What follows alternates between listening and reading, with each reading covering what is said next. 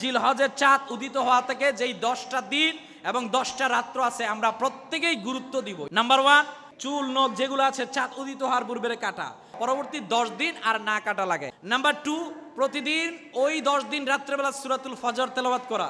Number 3, নফল রোজা 9টা নফল রোজাই রাখা চেষ্টা করা। নাম্বার 4, রাত্রের ইবাদত গুরুত্ব দিয়ে করা। নাম্বার 5, আরাফার রোজাকে সর্বোচ্চ গুরুত্ব দিয়ে রাখা।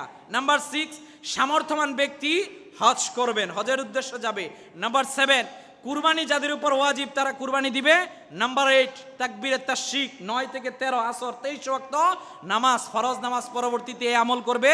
নাম্বার 9, যে তাসমিয়াগুলো তাকবীর পড়ার জন্য বলা হয়েছে এগুলোকে বেশি বেশি পড়বে।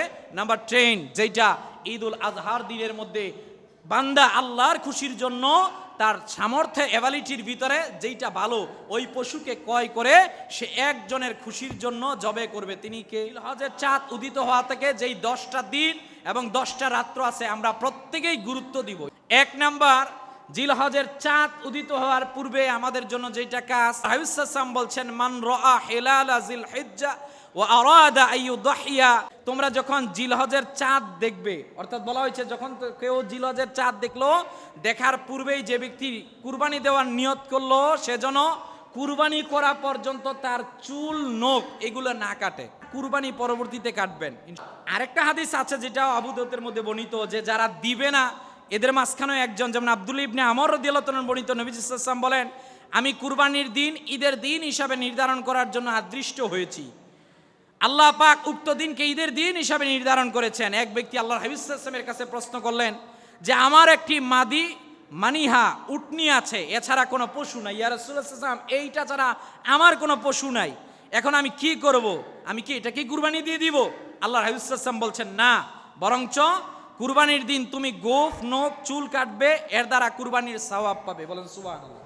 কেউ কেউ বলেছেন যারা কুরবানি দিবে না তারাও এই আমলটা করতে পারে, যে তারাও এই 10 দিন এই চুল নখ ইত্যাদি না কাটা থেকে দূরে থাকতে পারে। তাহলে 1 নাম্বার, আমরা এই জিলহজের চাঁদ উদিত হওয়ার পূর্বে ইনশাল্লাহ চুল নখ যেগুলো আছে এগুলো কেটে ফেলবো, যাতে পরবর্তী 10 দিন আর না কাটা লাগে। নাম্বার, কিছুক্ষণ পূর্বে আমরা জানতে পারলাম সূরা ফজর অত্যন্ত গুরুত্বপূর্ণ।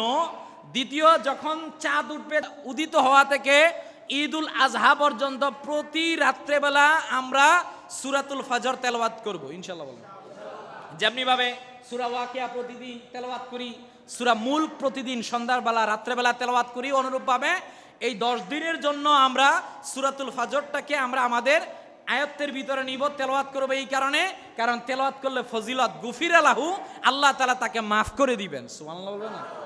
3 নাম্বার, হাদিস শরীফ থেকে আমরা জানতে পারি এর মাঝখানে যে 9 দিনের রোজা আছে, এই 9 দিনের রোজা অত্যন্ত গুরুত্বপূর্ণ। প্রতিদিনের রোজা 1 বছরের রোজার সমতুল্য। সুবহানাল্লাহ বলবেন না?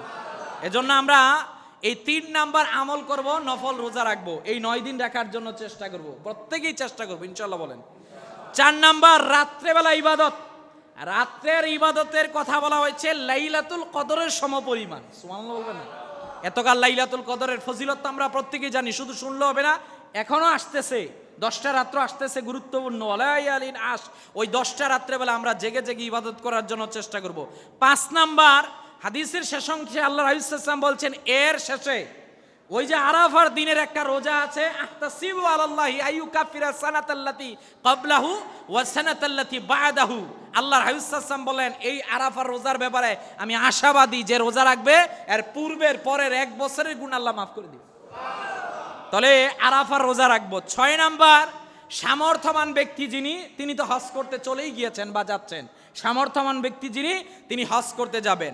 7 নাম্বার, সামর্থ্যবান ব্যক্তি যিনি ওই 3 দিনের জন্য তার উপর কুরবানি করাটা ওয়াজিব, তিনি কুরবানি দিবেন। 8 নাম্বার, এখানে 9 জিলহজ থেকে 13 জিলহজ আসর পর্যন্ত 23 ওয়াক্ত ফরজ নামাজের পর তাকবীরে তাশরিক বলাটা আবশ্যক, ওয়াজিব হয়ে যায়। 9 নাম্বার, যে আল্লাহর হাবিব সাল্লাল্লাহু আলাইহি ওয়াসাল্লাম বলছেন যখন তোমরা চাঁদ দেখবে, চাঁদ উদিত হওয়া থেকে তোমাদের জন্য আমল বেশি বেশি তাকবীর পড়বে।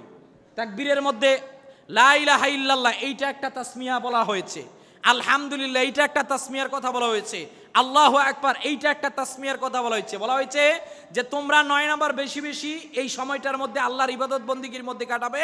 10 নাম্বার, ঈদুল আযহা যেই দিন অত্যন্ত গুরুত্বপূর্ণ, ওই দিন পশুকে জবে করার মাধ্যমে তুমি আল্লাহর খুশি অর্জন করবে।